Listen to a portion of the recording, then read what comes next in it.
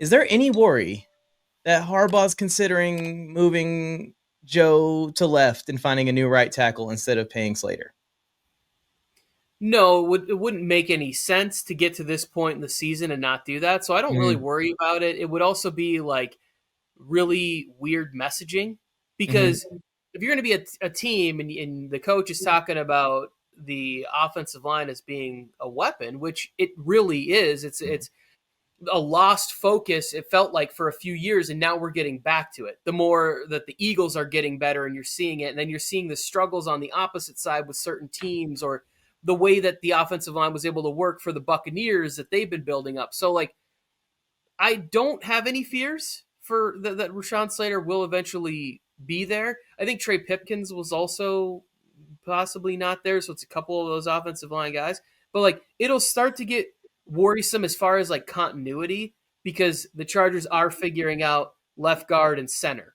So Mm-hmm. you're gonna want Slater out there for that component of when we start to actually get to training camp and where things start to get a little bit more serious, where the pads are getting on, and we want those guys out there. But as far as like, as long as he's on the roster, I feel great. And I think they're gonna pay him. It's gonna be numbers, guarantees, whatever that they're Mm-hmm. figuring out in the meantime. I'm with you. Yeah, I'm not super concerned either too much, Tony. It is kind of weird. Like we have the cap space. It seems like we saved the cap space to sign Rashawn Slater. Let's get the deal done. Hopefully they get something done soon. But what were you gonna say, Joe?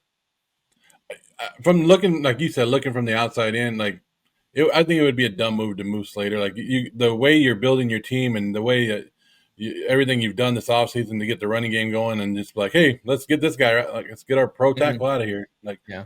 no, and I don't know why teams continue to wait. Like, you know that somebody needs a new contract. You already know that. Why do they wait? Why do they wait till the last second? All it does when you wait is cost you more money because somebody else is going to get another tackle is going to make a bigger deal and he's going to get it. And now Rashawn Slater is going to cost you $3 or $4 million more than you would have signed him for right now. That's what doesn't really make sense to me, Joe, is like if you have the cap space, you have the player that's eager to be a Charger, ready to sign the deal. He obviously is going to get top of the market pay. Like, let's just get the deal done. You say offensive linemen are your weapons. We're trying to build this thing. We use the six overall pick, just like you guys. But on the other side at tackle, sign guard. Like, let's just get it done. But go ahead, Tony. I'm sure you have a great explanation. So I think that like last year when he was contract eligible or whatever that time was, it's we don't always know the player perspective. Like, what if they did go to him and they said, "Hey, we'll give you $25 million," even though we know Tristan Wirth just signed for 29 or whatever it is, and the player might say like, "No, I'm good. You guys already picked up my 5th-year option. I'm gonna go ahead and I'm gonna bet on myself. He has another great season last year, and now he comes back to the table and says, "Hey, I've proven I'm worth this top of the line new record setting deal, which is what I wanted last year, and you weren't willing to give it to me. Now you're going to give it to me this year to keep me around here." So it's not always that the team isn't willing to do something. It's that the player might say, "Hey, I'm going to bet on my ability." And when you play tackle in this league, you've got all the leverage because every team is always searching for good tackle play. Like there are very few teams, like even the Eagles are drafting guys for who's going to be the replacement for Lane Johnson. Lane Johnson had said on the Greenlight podcast, he's kind of at a year-to-year basis at this point in his career. You can't tell me that organization doesn't have plans in place because they're a well-run organization. Same thing when you look at like teams like the Ravens. But there's 26 teams that every year it feels like they're searching for, oh yeah, guys, we need an offensive line. We have to start planning for this position. It's like you should be drafting a tackle, a guard, or a center, Every year. probably multiple of them every single year. So you're saying maybe it isn't the Chargers in the holdup here. Maybe it's the other side asking for more money that's the holdup here.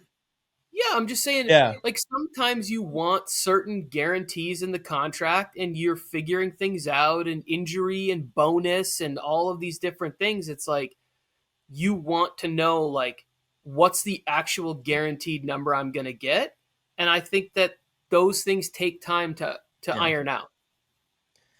Yeah. And I have utmost confidence that Slater, even during his off time, is out there doing something to get better at football, working out, doing something, getting ready for the season anyways.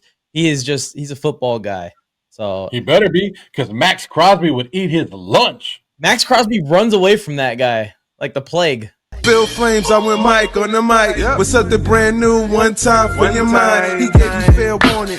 Now it's time to smack him in the mouth with that raw sports talk from the town. Sweet chin music to your favorite sports.